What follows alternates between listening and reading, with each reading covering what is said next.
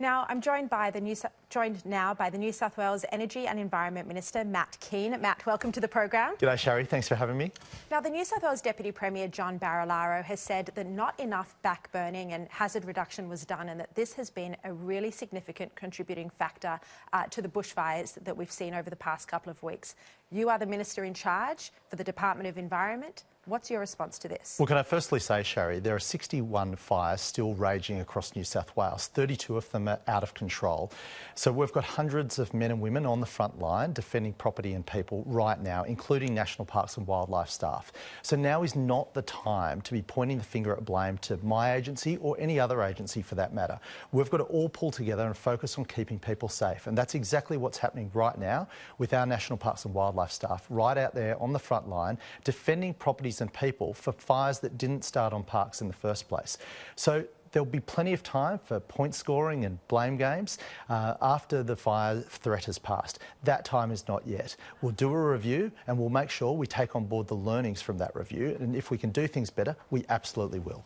The Deputy Premier has come out this week, though, John Barilaro. He's in your government, he's in your cabinet, and he has come out and he's said that not enough hazard reduction was done. He said that the targets are about 130,000 hectares a year and that over the past 2 years, so 2018 and 2017, there was only 90,000 hectares that was actually backburned. And he said that this has been a really big factor in the bushfires. Do you accept this? Well, let's get the facts on the table. Not only did we hit our target for backburning in the last year, we exceeded it. And that's in the period that I've become the minister.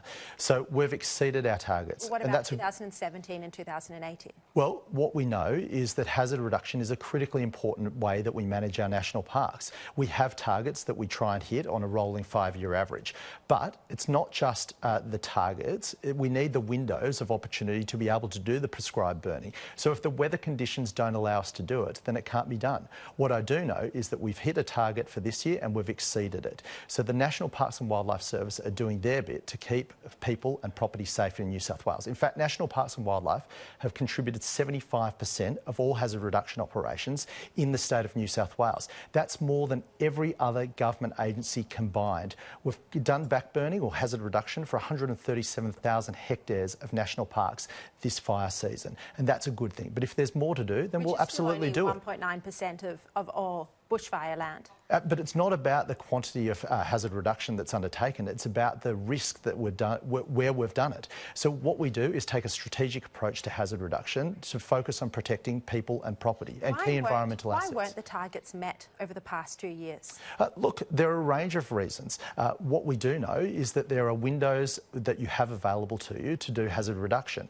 Whether you can't burn, for example, at the moment. I understand you weren't the minister, but have you asked the question why those targets weren't met? We're going to do a full review as to what we have done and what we can do better once this fire threat has passed. Right now, our focus needs to be on keeping people safe. I've still got National Parks and Wildlife staff. Have they given you a reason why the targets weren't met over the past 2 years? There are a number of reasons why targets haven't been met, and there are a number of reasons why the target has been exceeded this year. The accusation has been levelled that one of the reasons so little of the backburning was done over 2017 and 2018 is that the Department of Environment is a greenie department that is ideologically against hazard reduction. Well, that's utter rubbish. It's utter rubbish. I mean, as the Minister for the Environment in New South Wales, I'm a Rural Fire Service volunteer myself, so I'm all for hazard reduction. Let me just say, if there is a green agenda in the National Parks and Wildlife Service, I have not seen it. What I can say is that the public servants in the National Parks and Wildlife Service are incredibly dedicated people,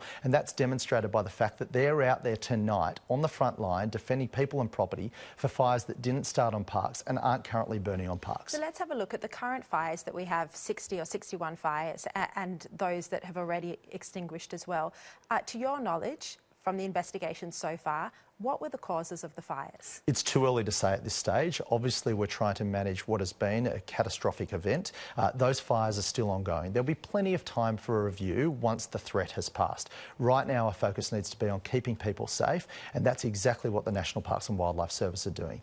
We will have a full review of this. If there are lessons to be learned, let me assure you, as the Minister, we'll be implementing those recommendations. You're announcing right now a full review into the cause of the bushfires that we've seen? Absolutely. The government always does a review after catastrophic events, and this is certainly one of them. So I want to make sure separately that National Parks does a review of what it could do better so that we can learn from this experience to make sure that we're in a better position to deal with hazards that come in the future. The New South Wales RFS have said that they've charged at least 10 people so far with arson. Do you think arsonists have been the biggest factor as the cause of these bushfires, or do you think climate change has also either exacerbated the problem or actually sparked the fires in the first place? Well, can I say that anyone that is out there lighting fires in these horrific conditions, let me just say, Sherry, that these are the worst drought conditions that we've seen in living memory, ought to be locked away. It is just utterly disgraceful that anyone would do these things and put our whole community at risk. That said, we do know that we're in the worst drought in living memory. We do know that climate change is leading to more extreme weather events. I'm not an expert as to what has caused these fires. We'll do a proper review once the threat has passed, and we'll take the lessons from that review and make sure that we implement best practice in national parks. You're also the Energy Minister. How have these bushfires impacted or even put at risk the electricity supply for the entire state of New South Wales? So as you know, our major generators are in the regions in New South Wales, and the transmission lines that carry electricity to people's homes are often run through national parks or bushfire affected area. So in the last week, we've lost one of our major transmission lines. It's the interconnector between Queensland and New South Wales. It carries about 1,000 megawatts of energy into this state. So it's critical for keeping the lights on.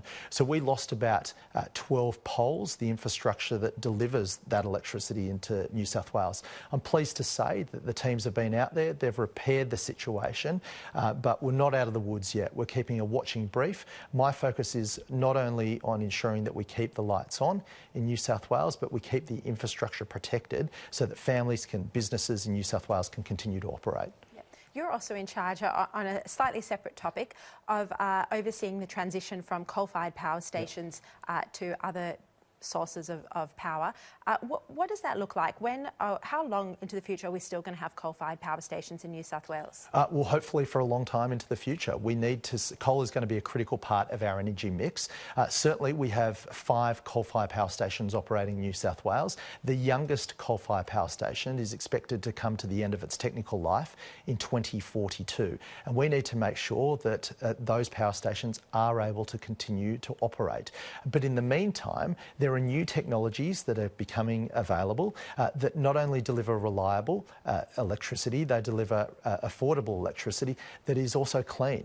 So we no longer need to have a trade-off between our environment and reliable, affordable power like we did 5 years ago. Today, it's new technology that is leading to the decarbonisation of the grid. And that's not the government forcing that to happen, that's the market.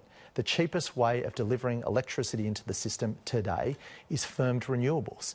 Now, they have a role to play, but so does coal. We need to make sure that we transition to these newer technologies to drive down prices, to keep the lights on, and to enable families and business in New South Wales to thrive.